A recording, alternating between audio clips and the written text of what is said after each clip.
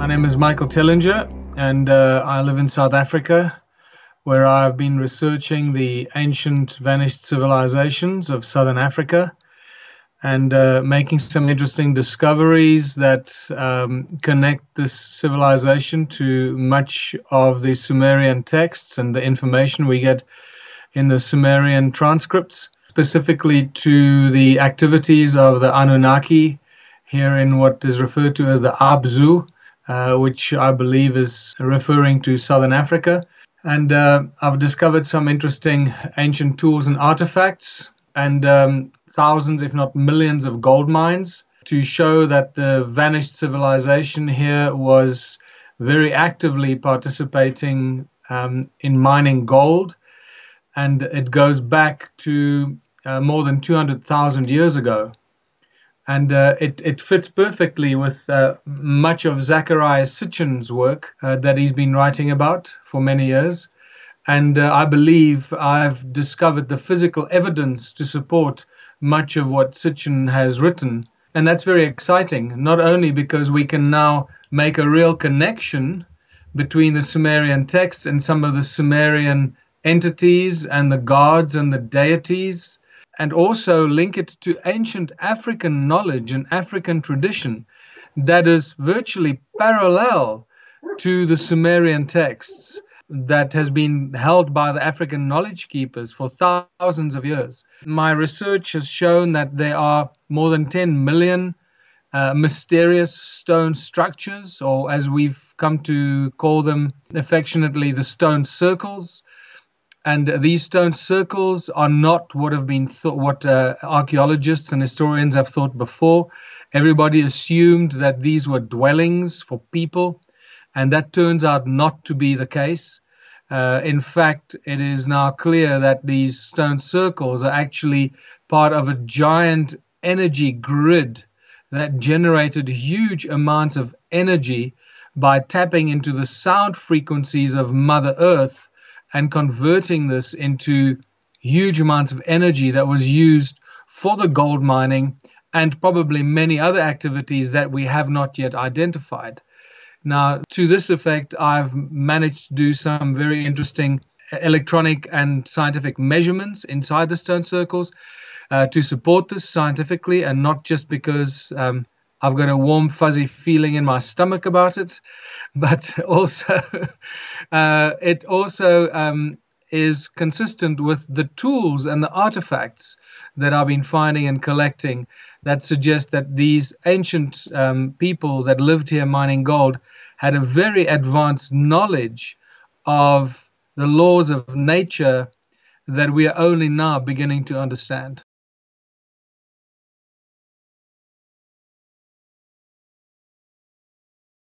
Well, that's a very important question, and the answer to that is actually very interesting, and it goes back 500 years already, because the stone circles have been reported more than 500 years ago in the late 1400s by the Portuguese explorers when they came around the Cape of Good Hope, and when they landed on what is today the coast of Mozambique, and they entered Southern Africa and South Africa and Zimbabwe.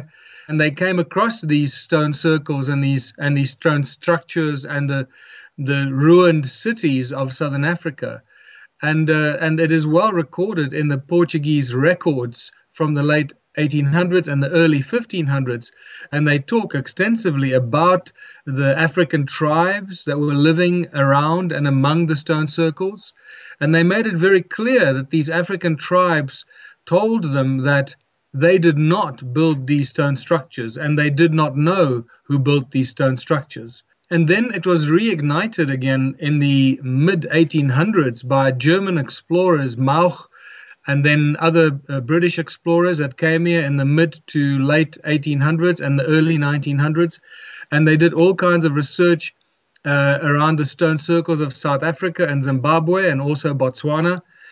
And several phenomenal books have been written on this, but they all sort of ended in the early 1900s, only to be revived in the 70s by several South African authors. But the assumption was always made that these were dwellings for people. And that's been the mistake that all these historians and archaeologists have made. And I find it fascinating because not only were the assumptions very obviously wrong, but many of the archaeological reports that you find clearly state that the original structures did not have any doors or entrances. And this was a huge problem because if you've got a dwelling, then you're going to have doors and entrances. So they sort of recognized that there were no doors and entrances, but then they, just as quickly as they recognized it, they ignored it and carried on assuming that they were dwellings for people.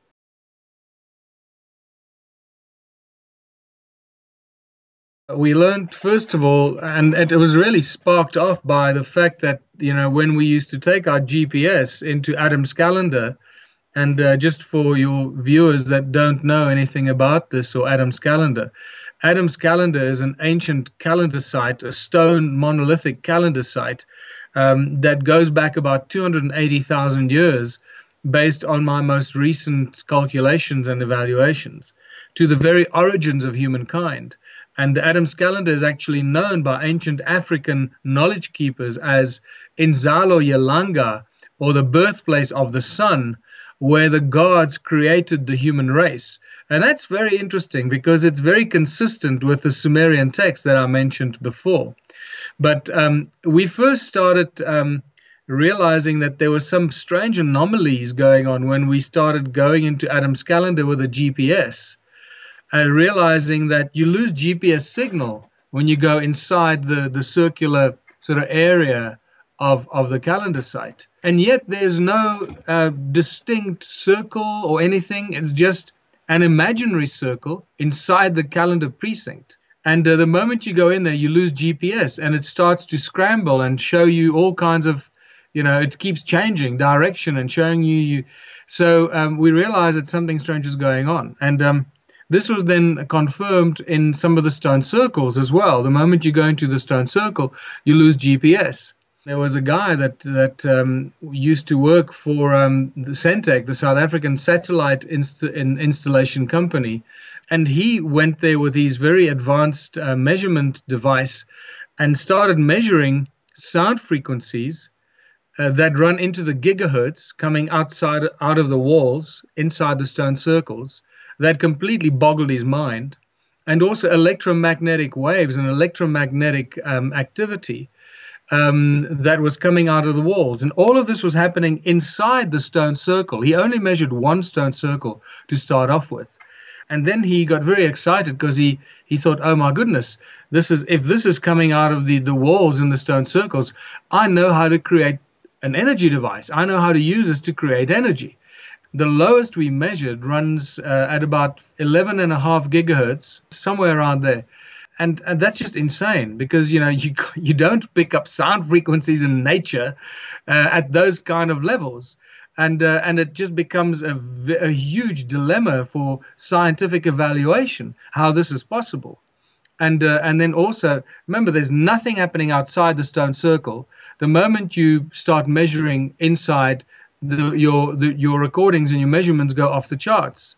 And the climax was reached at Adam's calendar, where we measured, the device could not measure the sound frequencies. It stopped because it couldn't measure as high as they were.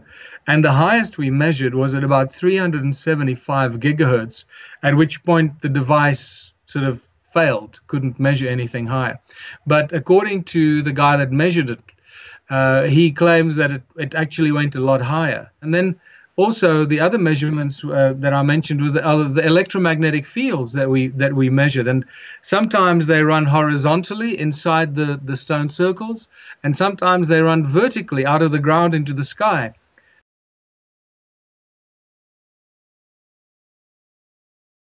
When I discovered that the stones inside the walls have a very specific property, and the property is that they make beautiful sounds. I've been calling them stones that ring like bells. You realize that this thing really rings like a bell, and it reverberates for quite a long time.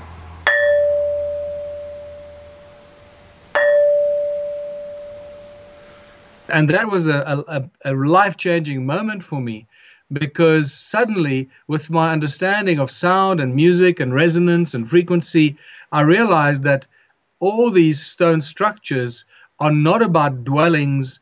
They're not about homes for people in ancient times, but they're actually about sound and using sound in some way to generate some form of energy. And that's when suddenly the fact that they had no doors and entrances became very important, because I realized we're dealing with energy generating devices and not dwellings. And this is the very important dividing line. Now, we're facing about 10 million or more energy generating devices that lie scattered throughout South Africa, Zimbabwe, Botswana, and Mozambique. And so it is a vast, vanished civilization that we know absolutely nothing about.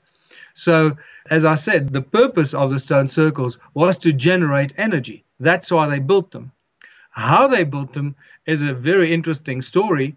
I assumed they would have used some sort of a way to recognize the cymatic patterns of the sound coming through the surface of Mother Earth at each point where a stone circle has been constructed. And the reason I say this is because every stone circle is actually a very distinct representation of a cymatic pattern.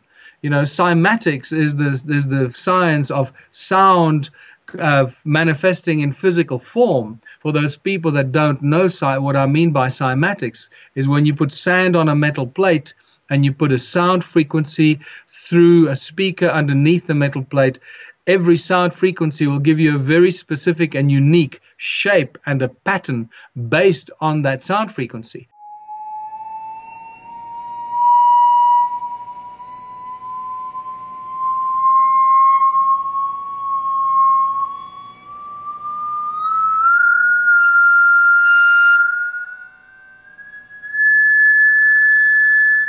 What I discovered is that each one of these stone circles is actually a cymatic pattern that represents the sound frequency of Mother Earth at that particular point. So, in essence, what's happening there is that the way the stones have been accumulated in the stone circle at that point creates a plug point, an energetic plug point that resonates and vibrates based on the sound of Mother Earth at that point, and then amplifies that frequency and creating very powerful electromagnetic fields, because it's amplifying it into gigahertz of sound. And this is where we just don't understand that kind of technology. The reason I believe all these stone structures are here is to generate the energy that was then used for the gold mining to get the gold out of the ground. And this is really where the obsession for gold can be connected to our human history, because it's impossible to separate humans and gold. I mean, every ancient culture, every ancient civilization, even the Bible talks about gold. I mean, in Genesis 2, in the Bible, when Adam was still alone on planet Earth, it's not Adam that starts to talk about gold, but it's God that comes to Adam and starts to tell Adam about this place called Havilah, where there is gold. It's important for us to understand one thing, and I know that this is going to be tough for some people to deal with, but unfortunately these are the things that we have to, as we grow, we're like children in the universe. We're like the babies of the universe on this planet. Suddenly we're looking up at the sky and we're seeing infinity. And in that infinity, we imagine an infinite number of civilizations with infinite number of different levels of advancement. And this is what we have to come to terms with. Unfortunately, for those that don't want to come to terms with it, it's going to be a tough journey. But this is what we face. So we're now joining the universal community of beings. And because now we're starting to really look at this and reach out to these beings and open ourselves to these beings on levels of higher consciousness and so forth. So Adam's calendar is just like all ancient structures. It's not just a calendar. We call it a calendar because it tells you every day of the year. It's still very accurate if you want to use it. You can tell every day of the year by the shadow of the sun when it sets. But that's just a built-in feature. Remember that the ancients understood light and they understood sound. very, very well, much better than what we understand light and sound. So they used sound and light as the primary tools to create machines. Just like all this technology we're using today, you're talking to me across Africa and across the Mediterranean. And what are we using? We're using silicon-based technology, right? The most advanced technology is silicon-based technology. Well, guess what? All the stones in the world, especially the granites and the sandstones, are between 70 and 90% silica. It's silicon-based technology. Quartzite is silica, 90% or more silica. Crystals is silica, crystalline. And then we start realizing that stones contain memory. The silica in the stones has the capacity to transfer information and store information and act as a machine, as a very advanced tool, a highly technological tool, just like our silicon chips in our computers that I'm talking to you on right now. So all these ancient structures, from Stonehenge to the pyramids to Adam's calendar, are not just little interesting structures. They are machines. They are huge machines that are triggered by sound and by light. And this is why they are all aligned to the movement of the sun, to the solstices and the equinoxes and the rise of the sun here and the setting of the sun over there.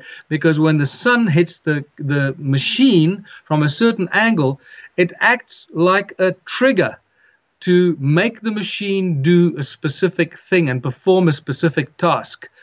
And remember that light is also attached to a sound frequency. So every light frequency has a sound frequency attached to it as well. So they're using light and sound combinations to trigger and activate these ancient machines to perform certain tasks. Now, most of these seem to be energy generating devices that we still don't know what they were doing with that energy. But at Adam's calendar, it seems from the way that the energy flows that we have a horizontal very powerful electromagnetic field that runs horizontally, and then an electromagnetic field that comes out of it, and it spirals between the two central calendar stones. It spirals out into the sky. It suggests that we have something like a teleportation device or a transportation or a transmutation device. And I suggested, in some of the presentations that they were using that to beam the gold up, like they do in Star Trek, where they put the people in that little chamber and they beam them up, Scotty. So that's what I suggested. They brought the gold to Adam's calendar, and the calendar was actually receiving all the energy from all the energy generating devices around here. So this is why it is a much stronger energy device and a slightly different shape, configuration, the toroid field that it creates, and the torus, and it's possible that they use it for getting the gold off the ground, off the earth, somewhere, wherever they chose to send it to.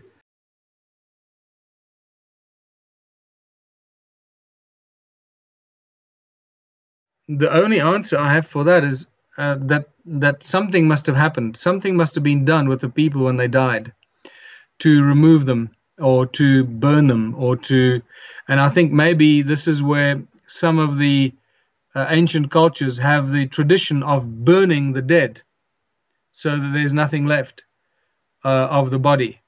And it's possible that this was what happened in ancient times. But I also have from various psychic revelations and past life regressions from various people, including my own past life regression that I did. I got the information that they actually, when the people died, because they didn't live very long, they died actually quite young, because they used to clone them. For the first few thousand years, they cloned the beings as slaves for the gold mines.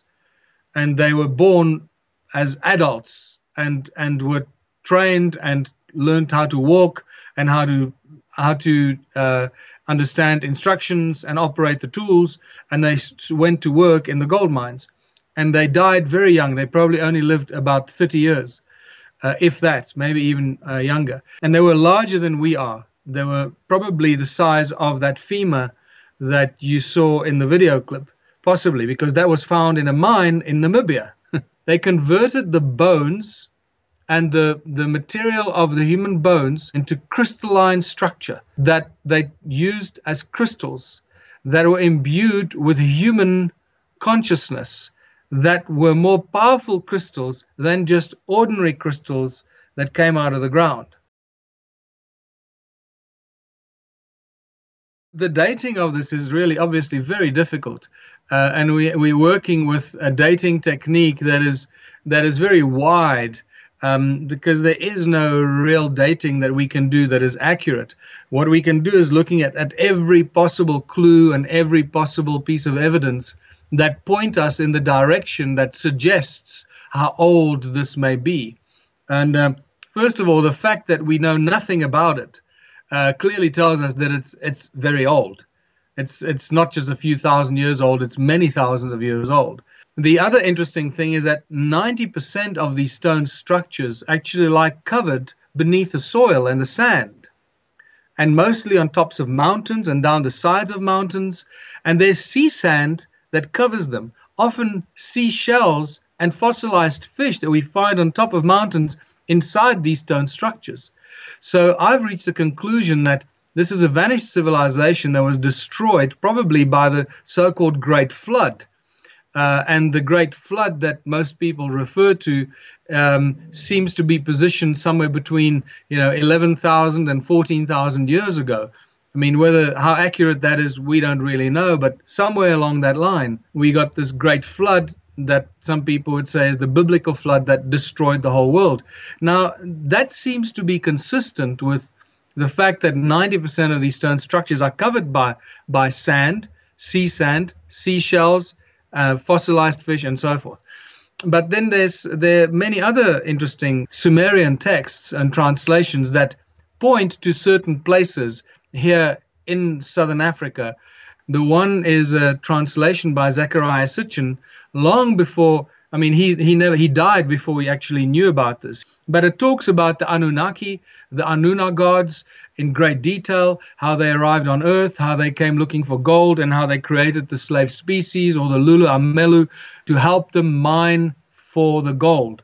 And here we have a vast gold mining empire that with millions of gold mines and millions of energy devices to power and drive these gold mines. So I believe we have a right to assume that this is most likely what the Sumerian texts refer to as the Abzu, where the gold came from.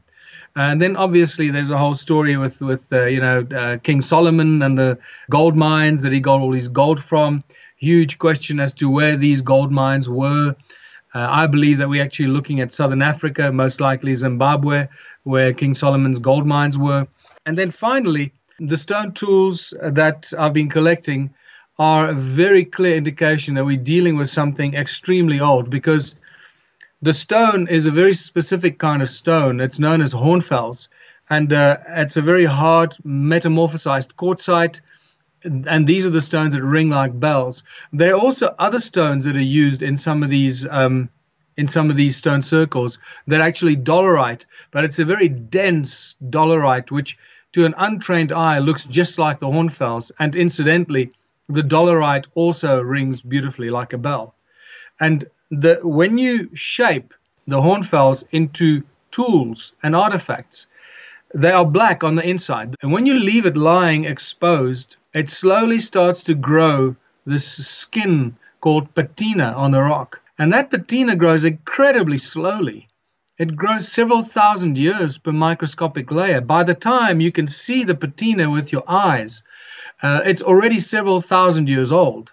So when you find tools and artifacts that were sculptured or molded from this hornfels stone, and these artifacts are covered by 1 or 2 or 5 millimeters of patina, you know you're dealing with something extremely old. It is at least 100,000 years old, probably closer to 300,000 years old. And there's very little argument you can throw against that. These are probably the oldest tools and artifacts that we found on Earth. But these are not the kind of stone axes that you find from the Stone Age, the typical stone axes from primitive man.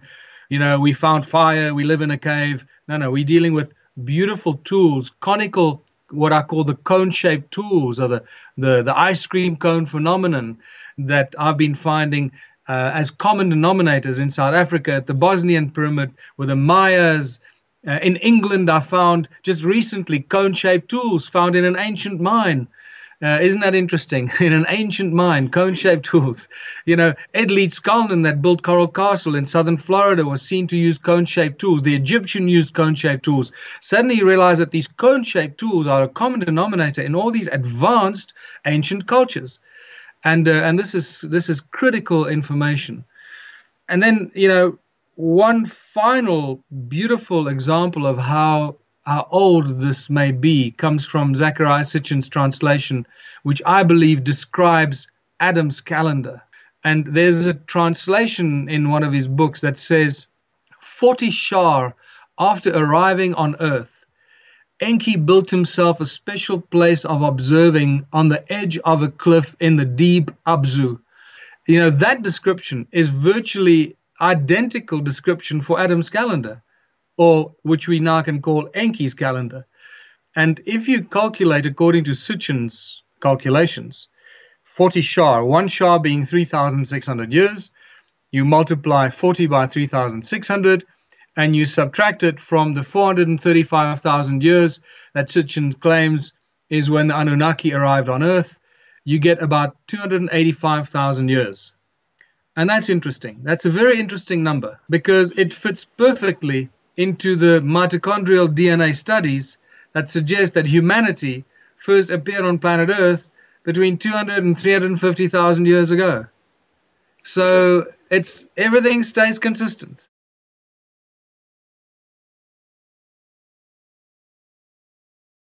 All ancient belief systems, ancient religions, and even the Bible that talks about the Elohim and the Nephilim, and the Seraphim, and the Zamzumim, and the Gibborim, and the Emim, all these ancient beings that were giants that walked among the humans on earth, and whom the humans feared and obeyed.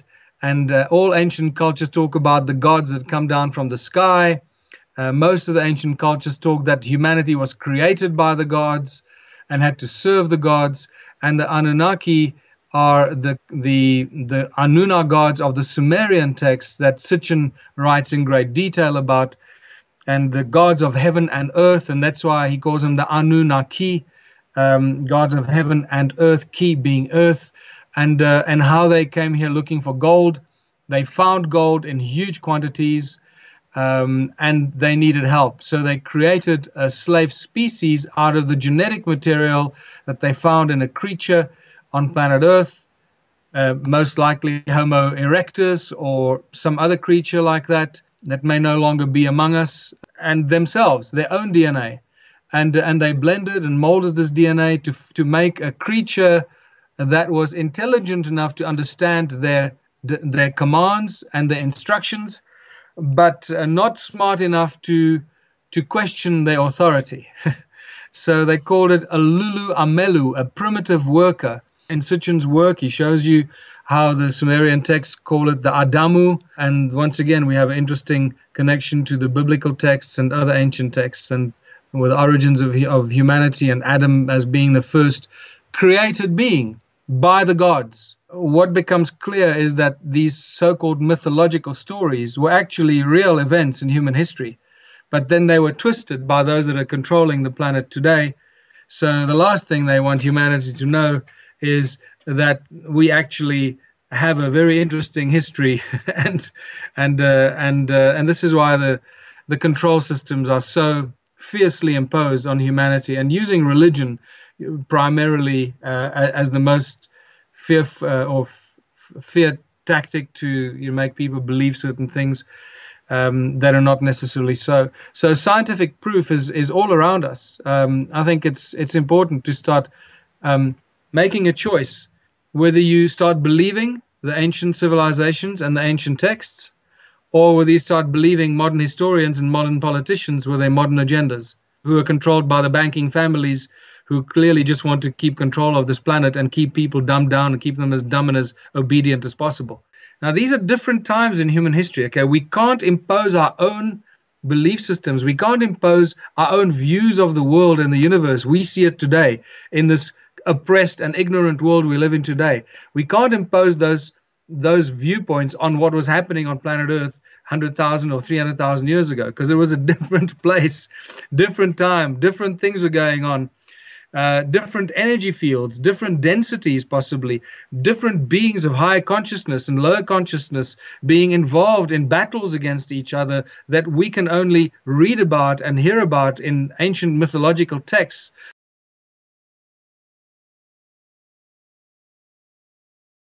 We have so much contact with aliens and extraterrestrial life.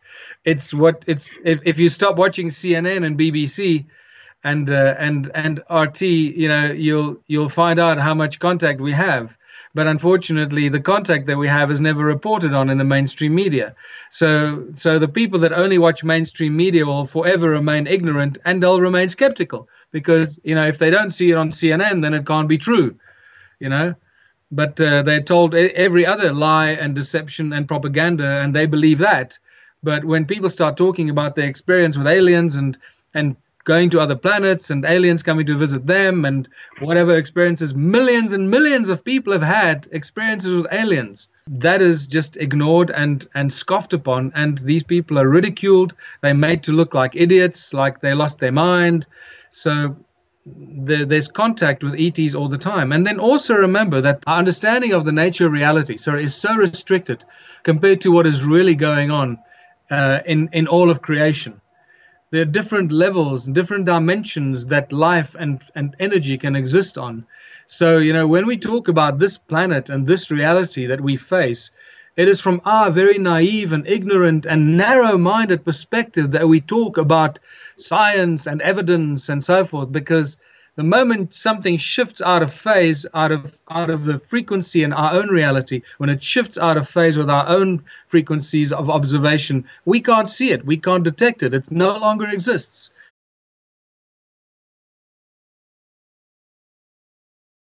Look, all you have to do is look at quantum physics. It's more than 100 years old already. And where quantum physicists started saying, hold on, the nature of our reality is very different from what we thought it was.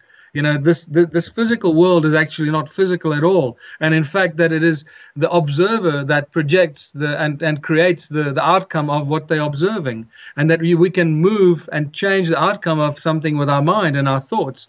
And then you start reading ancient cultures and ancient texts, and that's exactly what ancient civilizations talk about. And that's what Jesus talks about when he says, with faith, you can move mountains. Not that he doesn't mean believe in me and faith in God in the clouds in the sky. He means with your thoughts, with your mind, with understanding, with your thoughts, you can move mountains. You can be like I. You can do anything. And so we get these clues that get given to us by the masters and the prophets throughout our human history that have tried to tell us this information without saying it in a way that we want to understand it today.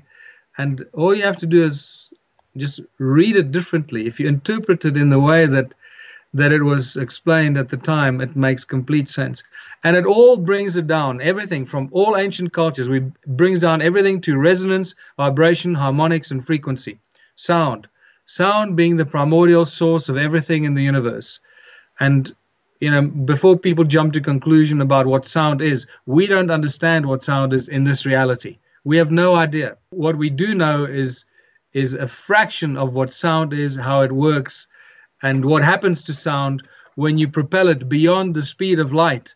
And that's a very important bit of information to a lot of your listeners, that sound travels beyond the speed of light. This is a very important breakthrough that was made in science and physics already in 2005, I believe, in Tennessee, USA. And this is one of the best kept secrets in science.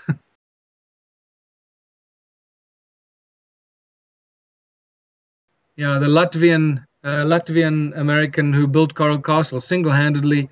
It's impossible for anybody to do that single-handedly. And he used some sort of technology to levitate these rocks. He also carved them perfectly, made them into weird shapes like chairs and and all kinds of sculptures and statues that's impossible for a man to make on his own in such a short space of time, with no help whatsoever. And I believe that he discovered the principles of propelling sound through vortex technology and utilizing the distortion of the gravity fields that happen around sound that's propelled in the Saser technology. And this is what I believe the cone-shaped tools were used for, to actually speed up and propel the sound and turn the sound into Saser technology that distorts gravity around itself, and you can then move objects with that distorted gravity field. So it's very important to draw the distinction between using sound waves to levitate objects, which I've shown in some of my presentations. That is the incorrect way of using sound, because they're using the movement of molecules of air and just the compression waves to levitate small little objects and light objects. But you'll never be able to do that with heavy objects or anything heavier than, maybe 100 or 200 grams or half a kilo.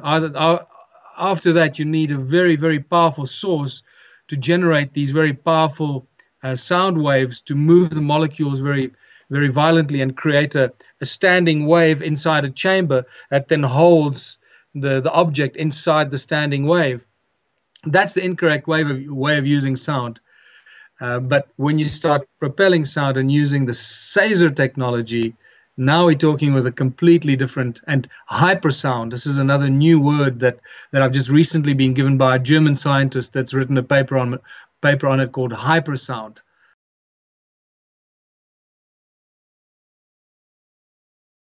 For the past 5 years, I have been pretty much sidelined by the mainstream academic community, and in the last year things have are changing quite quickly, and I think it's changing everywhere, because suddenly a lot of people like me who are doing sort of research in areas that have been frowned upon by mainstream academia are making breakthrough discoveries in technology that is forcing mainstream academia to look at it, because I now no longer talk about aliens and little green men that come to Earth, all that, because that's how they normally want to make you look like an idiot, because you talk about little green men and he's a bit cuckoo, So now I'm talking about scientific evidence of advanced technology that is the front line of new research and the area of interest for scientists around the world. So I've been inundated with emails from scientists from all over the world, including France and Germany and America and Japan and all over the world, that are interested in the sound element of this research, because it seems to be sound is becoming sound resonance and frequency and scalar waves and scalar technology seems to be the leading edge of scientific research right now. And the fact that we've got physical evidence of more than 10 million energy devices that were built 300,000 years ago, I mean, that is enough to get any scientist excited,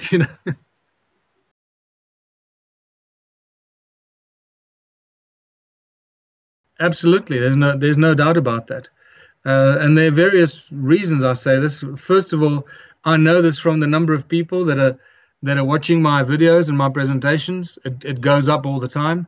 I'm not the only one. There are many other people like me that are sharing views and information of higher consciousness that talks to the heart of the people and not to the ego mind of the people. And people, once you talk to the heart of people, it resonates with them, because remember, we are resonating with the prime resonance frequency of the creator, of everything in creation resonates in symbiotic harmony. If it doesn't resonate in harmony, it cannot be part of this giant creation. So when you start talking truth to the people, it resonates in their hearts, and they know it, and it feels good, and they follow that instinct, and more people are prepared to follow that instinct. They're no longer afraid, because they've been pushed so far to the edge that they can be pushed no more. And I think that is the reason why so many people are waking up and are prepared to take steps now that they were not prepared to take 5 years ago. And so that's one reason why I know that this consciousness is exploding.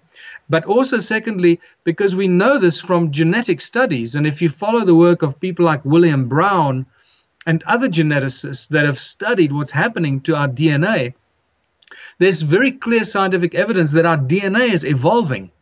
And we're using more and more of our so-called junk DNA. And myself, like many other researchers, believe that that is actually the important part of your DNA, is that so-called junk DNA, 97 or more % of your DNA. And that is the part that has been made dormant by the Anunnaki. And this is really, really important information. When Enki was creating the Lulu Amelu, or the primitive species, to be the worker in the gold mines, he knew that if he had created a species that could not contemplate its own consciousness and could not rise and evolve its own consciousness, he would be creating a great sin against all of creation. He would be breaking what Star Trek has been calling the prime directive. He'd be interfering with the rise of consciousness and the evolution of a species, and that is not permitted in the greater universe of conscious beings. And he created the DNA so that at a specific point in time, the human DNA would be activated and allow human beings to rapidly rise in consciousness. And I believe that is the Mayan prophecy. The 2012 prophecy that is when the activation comes that activates the human DNA to start feeding back on itself and opening up the information that's been encoded in it, like a computer program, because that's really all it is. Our DNA is just a very advanced computer program, and this is, I believe, what's happening at a rapid rate. Our DNA is allowing us now to reach levels of higher consciousness, and this is why more and more people are waking up going, wow, suddenly I'm ready for more information.